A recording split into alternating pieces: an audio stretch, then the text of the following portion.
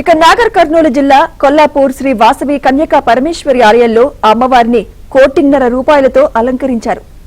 ఆర్యవైశ్య సంఘం ఆధ్వర్యంలో కరెన్సీ నోట్లతో మాలలు చేసి అమ్మవారికి అలంకరణ చేశారు.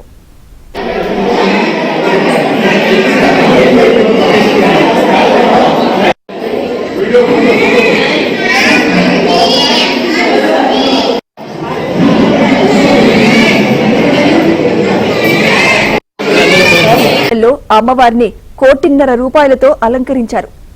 ఆర్యవైశ్య సంఘం ఆధ్వర్యంలో కరెన్సీ నోట్లతో మాలలు చేసి అమ్మవారికి అలంకరణ చేశారు.